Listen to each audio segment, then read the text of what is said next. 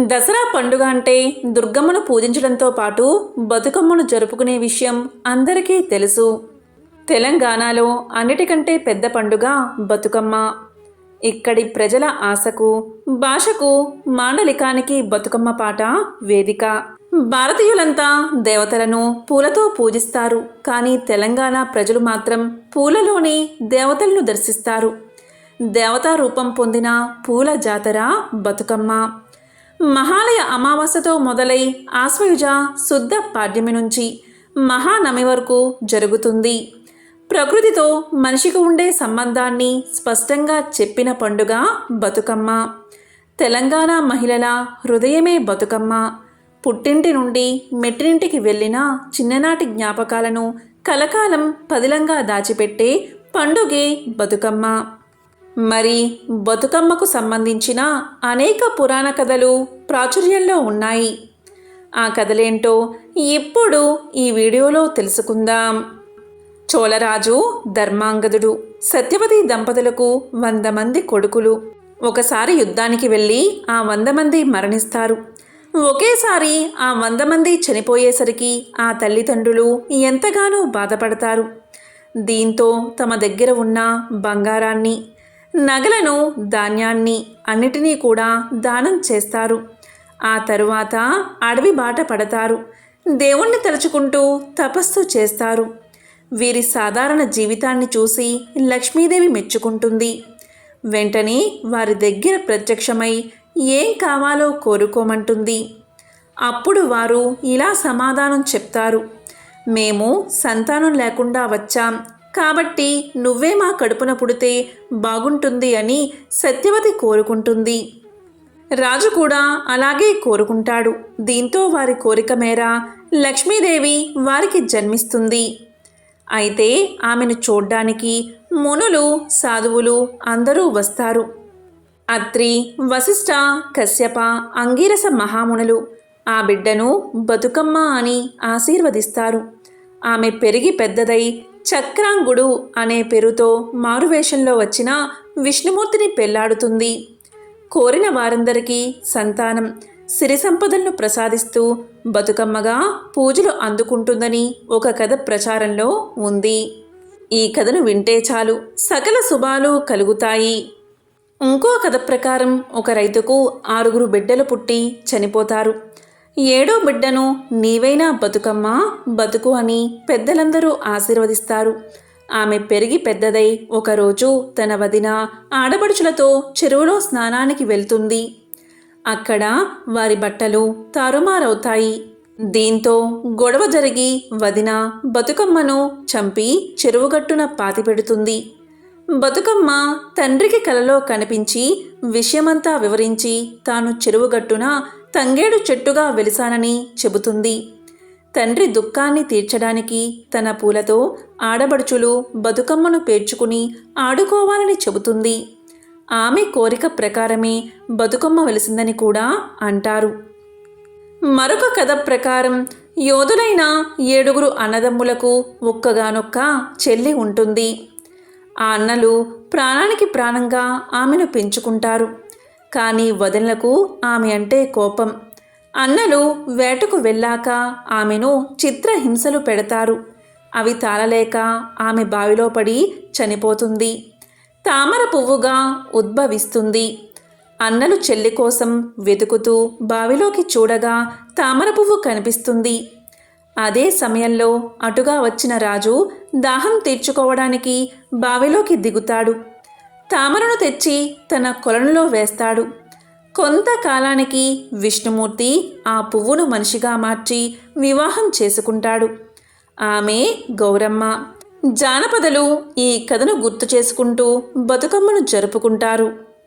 పురాణాల్లో బతుకమ్మ మహిషాసురుడు లోకాల్ని పట్టి పీడిస్తుంటే మహిషుణ్ణి చంపి తమకు మాన ప్రాణములను కల్పించమని వేడుకుంటూ మహిళలు చేసే ఆరాధనే బతుకమ్మ అని కొందరు అభిప్రాయం.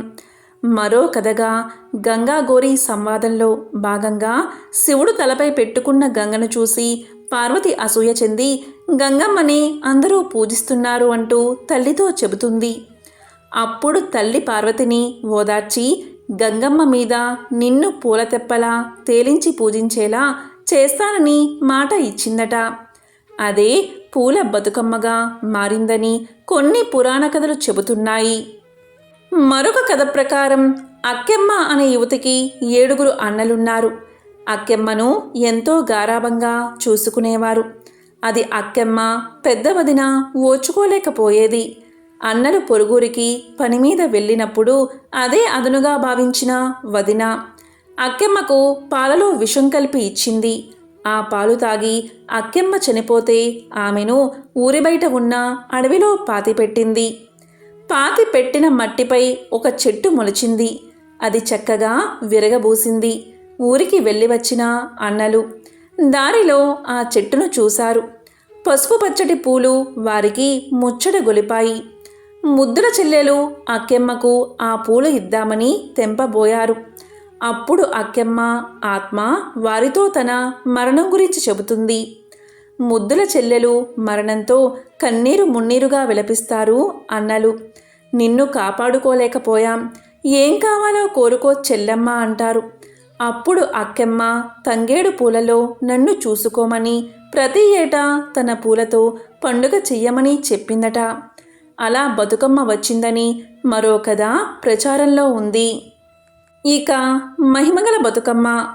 పూర్వం పిల్లలు లేని దంపతులు ఎన్నో పుణ్యక్షేత్రాలు దర్శిస్తూ ఉండగా వారికి ఒక ప్రాంతంలో ఒక ఆడబిడ్డ దొరికింది. అమ్మవారే తమకు ఇచ్చిందనే ఆనందంతో ఆ బిడ్డను అల్లారు ముద్దుగా పెంచి పెద్ద చేస్తారు. ఆమె పెరుగుతూ ఎన్నో మహిమలు చూపేదట. దీంతో ఆమెను ఒక దేవతగా కొలిచేవారు చుట్టుపక్కలవారు. ఆమెనే బతుకమ్మ అని ఒక కథ చెబుతుంది. మరొక ఆసక్తికర కథ ఉంది. ఈ కథ వింటే దరిద్రం దరిచేరదు. సామాన్య శకం 985 నుంచి 1014 వరకు తెలంగాణ ప్రాంతాన్ని రాజరాజ చోళ పరిపాలించేవాడు. అయితే తన తండ్రి వేములవాడలో ఉన్న శ్రీ రాజరాజేశ్వర స్వామి యొక్క భక్తుడు అనే విషయం తెలుసుకున్న ఆయన కుమారుడు రాజరాజ చోళ గుడిని ధ్వంసం చేసి అందులో ఉన్న శివలింగాన్ని తమిళనాడుకు తీసుకువెళ్ళి తండ్రికి బహుమతిగా సమర్పించాడు. అయితే వేములవాడ నుండి శివలింగాన్ని పార్వతి నుండి వేరు చేసి తంజావూరుకు తరలించినందుకు తెలంగాణ ప్రజల మనసు కదిలిపోయింది. గృహదమ్మ అంటే పార్వతి నుండి శివలింగాన్ని వేరు చేసేందుకు గాను తమ దుఃఖాన్ని వెళ్లబుస్తూ బతుకమ్మను నిర్వహించడం మొదలుపెట్టారు తెలంగాణ ప్రజలు. అలా ప్రతి సంవత్సరం బతుకమ్మను జరపడం ఆనవాయితీగా వస్తుంది. దాదాపు 1000 సంవత్సరాల నుండి బతుకమ్మను తెలంగాణ ప్రాంత ప్రజలు జరుపుకుంటున్నారు. బతుకమ్మ అనే పేరు కూడా బృహదమ్మ నుండి వచ్చింది. బృహదమ్మ అంటే పార్వతీదేవి. ఈ సందర్భంగా గౌరమ్మను రంగురంగు పువ్వులతో పేర్చి 9 రోజుల పాటు ఆటపాటలతో పువ్వులను నీటిలో వదులుతారు. అలా వదులుతూ పార్వతీదేవి గురించి పాటలు పాడతారు.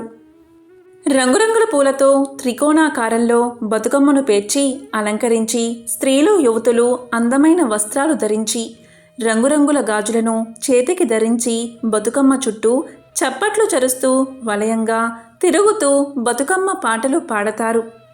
బొడ్డెమ్మతో మొదలు ఎంగిలి పువ్వు బతుకమ్మ, సద్దుల బతుకమ్మ, ఇలా దేని ప్రత్యేకత దానిదే. 9 రోజుల పాటు కొనసాగే బతుకమ్మలను చెరువులో లేదా నీటి నది ప్రవాహంలో నిమజ్జనం చేస్తారు. బతుకమ్మ బతుకమ్మ ఉయ్యాలో అని సాగే ఈ పాటల్లో మహిళలు తమ కష్ట సుఖాలు, ప్రేమ, స్నేహం, బంధుత్వం, ఆప్యాయతలు, భక్తి, భయం, చరిత్ర, పురాణాలు మేళవిస్తారు. బతుకమ్మ పాటలు చాలా వినసొంపుగా ఉంటాయి. బతుకమ్మ పండుగ జానపదుల పండుగగా ప్రారంభమైంది. ఆ తరువాత అది నగరాలకు వచ్చింది. అలా దేశ సరిహద్దులు దాటింది, విదేశాలకు పాకింది. తెలంగాణ ఆడబిడ్డలు ఏ దేశంలో ఉన్నా బతుకమ్మ పండుగను చేసుకోవడం మాత్రం మానరు. ఎందుకంటే వారి జీవితాల్లో బతుకమ్మ అంతగా మమేకమైపోయింది. బతుకమ్మ అంటేనే ఆడబిడ్డ. అందుకే ప్రతి ఇంటి బిడ్డగా బతుకమ్మను భావిస్తారు. తమ బిడ్డల్ని కాపాడమంటూ వేడుకుంటారు. బతుకమ్మ పాటల్లో ఎన్నో అర్థాలు ఉంటాయి. బతుకమ్మకు పూజ చేయడమే కాదు, ఆడబిడ్డలకు తమ బాధల్ని, సంతోషాలను పాట రూపంలో బతుకమ్మకు చెప్పుకుంటారు. ఒక తల్లికి చెప్పుకున్నట్లే అన్నీ చెప్పుకుంటారు. కాకతీయ రాణి వీర నారీమణి రుద్రమదేవి తన మనవళ్లకు అనారోగ్యం కలిగినప్పుడు బతుకమ్మ పండుగ చేసిందని, తమ వంశాన్ని కాపాడమని బతుకమ్మ ఆడిందని చెబుతూ ఉంటారు. అలా దాదాపు 1000 ఏళ్లుగా సజీవంగా కొనసాగుతున్న ఈ బతుకమ్మ నేడు అంగరంగ వైభోగంగా పూజలు అందుకుంటుంది. అది ప్రజా పండుగగా మారింది. బతుకమ్మలో పూలను వాడడానికి కారణం ఏంటి అంటే, మహిళలంతా బతుకమ్మలతో చెరువుగట్టు మీద చేరి జీవితానుభవాలను, అనుభూతులను, పౌరాణిక కథలను, సంఘటనలను లయబద్ధంగా పాడతారు. బతుకమ్మలో ప్రతి పువ్వుకు విశిష్టత ఉంది. తంగేడు పువ్వుకు ఎక్కువ విశిష్టత ఉంది. దానికి కారణం అది గుత్తులు గుత్తులుగా విరబూస్తుంది. తమ సంసారం కూడా అలా పచ్చగా పుష్టిగా ఉండాలని మహిళలు కోరుకుంటారు. వాసన లేని పూలను దేవుని పూజకు వాడరు. బతుకమ్మకు ప్రకృతిలో దొరికే ప్రతి పువ్వును వాడతారు.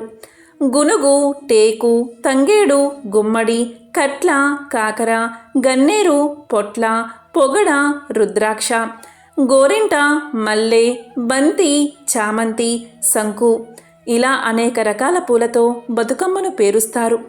ప్రకృతి నుంచి సేకరించిన పూలను మళ్ళీ ప్రకృతికే సమర్పించుకోవడం బతుకమ్మను నిమజ్జనం చేయడంలో ఆంతర్యం. ఇవి చెరువులు, గుంటల్లో ఉన్న నీటిని శుభ్రపరచడానికి ఒక ఔషధంగా పనిచేస్తాయి. తెలంగాణలో సాధారణంగా భాద్రపద బహుళ పంచమి వరకు మెట్ట పంటలన్నీ ఇళ్లకు చేరుకుంటాయి. రోజుకో ధాన్యంతో పిండి వంటలు చేసి దైవానికి అర్పిస్తారు. వీటిని సద్దులు అంటారు. బతుకమ్మకు వీటిని సమర్పిస్తారు కాబట్టి అది సద్దుల బతుకమ్మ అయింది. ఎంత పేదవారైనా బతుకమ్మ పండుగకు తమ కూతుళ్లను అత్తారింటి నుంచి తమ ఇంటికి తీసుకువస్తారు. వారికి చీరా సారెలు పెట్టి కుటుంబమంతా పండుగ సంబరాల్లో మునిగిపోతారు. అందుకే తెలంగాణ కొండగుర్తు బతుకమ్మ పండుగ. ఎంతో పవిత్రమైన ఈ కథలను దసరా ముగిసేలోగా ఒక్కసారైనా వింటే చాలు. జన్మల దోషాలు, పాపాలు తొలగిపోయి కోటి జన్మల పుణ్యం వస్తుంది. సకల శుభాలు కలుగుతాయి.